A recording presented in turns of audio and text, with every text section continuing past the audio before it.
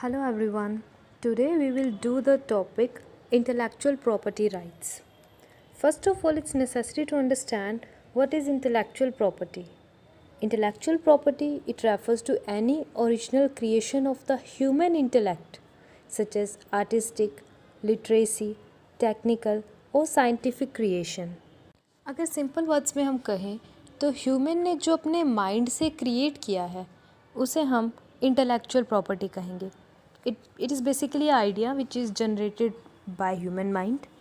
Such kind of creation by the human intellect can be categorized into two parts. First part, literacy and artistic work. You can also say copyright. Literacy and artistic work copyright ही है. Second is industrial property.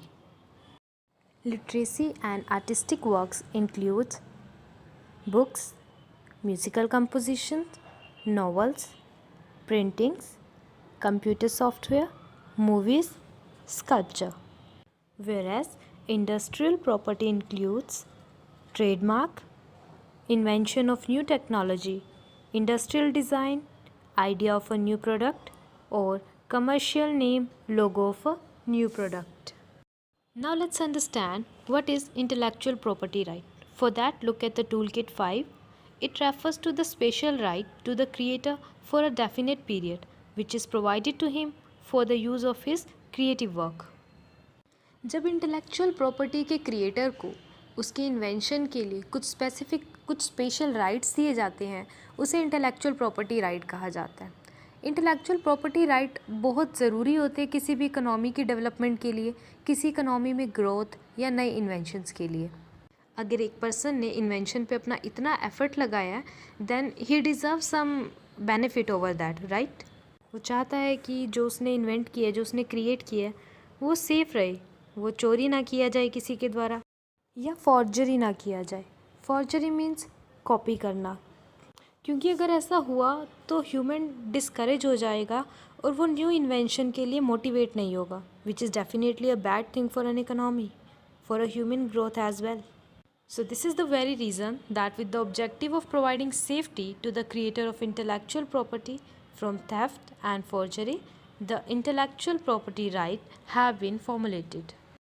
In the special right is given to the creator of intellectual property, and that person can enjoy this right for a specific period. And any other person अगर कोई इस intellectual property को illegally use करता है तो उसे punish किया जाता है.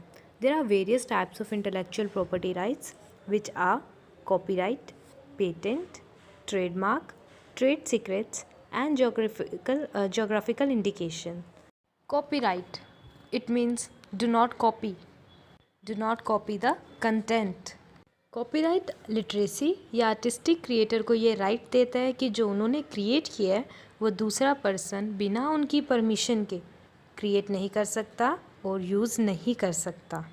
इंडिया में इस राइट के लिए इंडियन कॉपीराइट एक्ट 1957 बनाया गया है और इस एक्ट में टाइम टू टाइम चेंजेस होते रहते हैं. कॉपीराइट अवेलेबल है for books, musical composition, novels, painting, computer software, movies etcetera. Copyright में ध्यान रखा जाता है कि एक्सप्रेशन ऑफ आइडियाज़ को सेफ्टी मिले, मतलब जो वर्ड्स हैं उनको सेफ्टी प्रोवाइड की जाती है. As you can see on the right side there is one box. इस बॉक्स में जो ये कॉपीराइट दिया हुआ है, copyright reserve by the author, ये एक्चुअली इसी बुक का पेज है.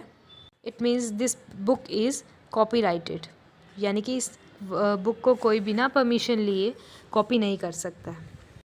Now we will read the registration process of copyright.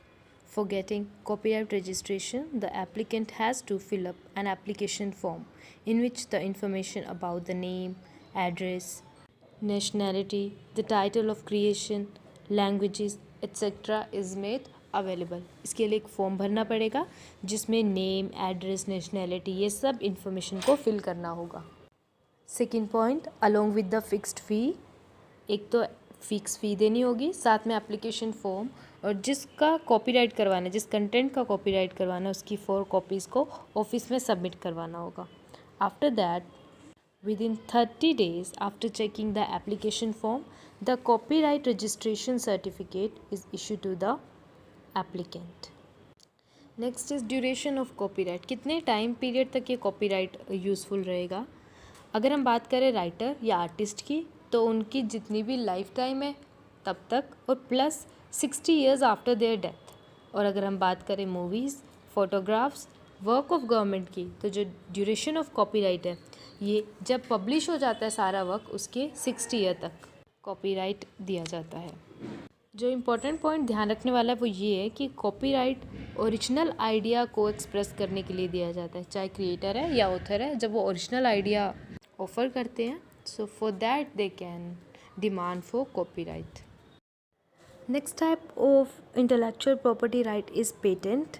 Patent is a type of intellectual property right which protects the scientific invention. जो product को, नए products या फिर कोई नया प्रोसेस होता है किसी चीज़ को बनाने का, एक एडवांस वे होता है, उसके लिए एक इन्वेंटर अपने आइडियाज़ को, अपनी टेक्निक को, अपने प्रोसेस को पेटेंट करवा सकता है। और अगर कोई अदर पर्सन उसको यूज़ करना चाहता है तो उसे परमिशन लेनी पड़ेगी पेटेंटी से, मतलब जिसने पेटेंट करवाया है। एक और बात जो ध्यान में रखने वाली है वो ये है कि पेटेंट्स इन्वेंशंस का करवाया जाता है, डिस्कवरीज़ का नहीं। देखो, इन्वेंशन और डिस्कवरी में डिफरेंस है। इन्वेंशन होता है कुछ नया इन्वेंट करना, जैसे कि अलेक्जेंडर ग्राहम बेल ने टेलीफोन को इन्वेंट किया।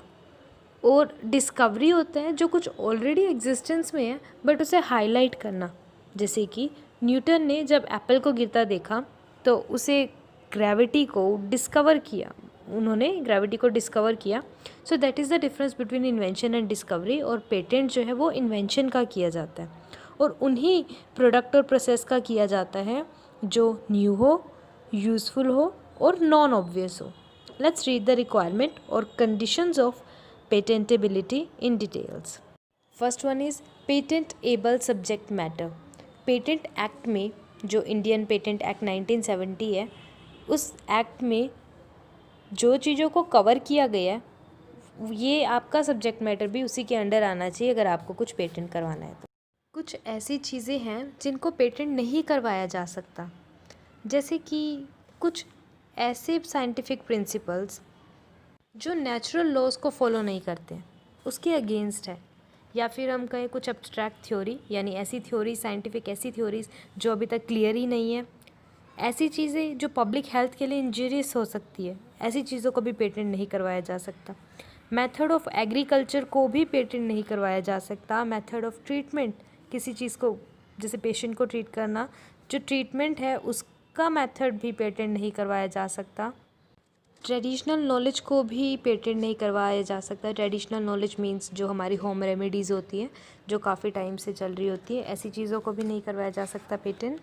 या ऐसे इन्वेंशंस जो प्रोसेस तो नया है बट एफिशिएंसी को इंक्रीज़ नहीं कर रहा है, तो ऐसी चीज़ों को भी पेटेंट नहीं करवाया जा सकता। Second is industrial utility. जो इन्वेंशन किया गया है वो उससे रिलेटेड इंडस्ट्री में यूज़फुल होना चाहिए। Third is novelty. इन्वेंशन होना चाहिए और ये इन्वेंशन कुछ नया होना चाहिए, मतलब ये ऑलरेडी कोई एग्जिस्टेंस में नहीं होनी चाहिए ऐसी नॉलेज जिसका पेटेंट करवाया जा रहा है। Fourth one is non obvious. Non obvious means common technique नहीं होनी चाहिए, यानी कि ये चीज़ उस पर्सन के लिए भी कॉमन नहीं होनी चाहिए जो अपने फील्ड में फेमस है, अपने फील्ड में स्किल्ड है, उसके लिए भी ये नॉन ऑब्वियस चीज़ होनी चाहिए, कुछ नया होना चाहिए। Duration of patent in India, all the patents are recognised for 20 years. It means अगर कोई पर्सन चाहता है उस टेक्निक को यूज़ करना, प्रोसेस को यूज़ करना, then he had to pay fee to patentee for that. Indirect उसे परमिशन लेनी पड़ेगी पेटेंटी से। Second, the period of patent begins with effect from the date of submission of the application of patent. जिस दिन application patent के लिए दे दी जाती है उस दिन से ही टाइम पीरियड स्टार्ट कर दिया जाता है। Third is after the permission for the patent is granted, the patent holder has to deposit the renewal fees every year in order to retain or preserve it. This fee gets started from the third year of the grant of patent. तो हर third, मतलब जिसने भी patent करवाया उसे third year से renewal फ़ी पे करनी पड़ेगी ताकि उस इन्वेंशन को प्रोटेक्ट किया जा सके उसका ही कंसिडर किया जा सके। Next is patent granting process. First is filling application.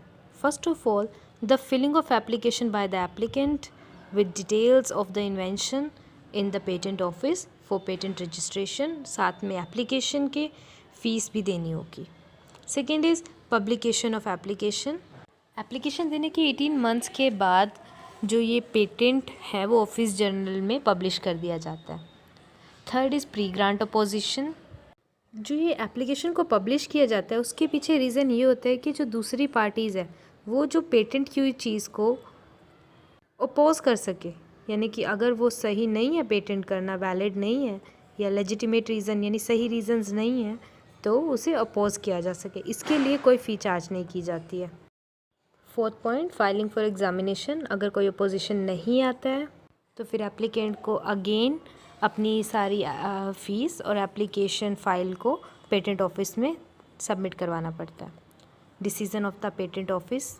सारे एग्जामिनेशन करने के बाद पेटेंट ऑफिसर जो है उसे एक्सेप्ट भी कर सकता है और रिजेक्ट भी कर सकता है।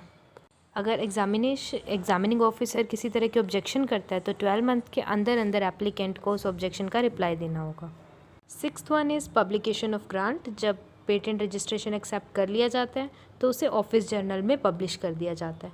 And then is post grant opposition. अगर उसके बाद कोई पेटेंट को ऑब्जेक्ट करना चाहता है, अपोज करना चाहता है, तो उन्हें एप्लीकेशन फैक्ट्स के साथ पेटेंट ऑफिस में सबमिट करनी होगी। So that's it for today. I hope you understood today's lecture. In case of any doubt or problem, you can contact me.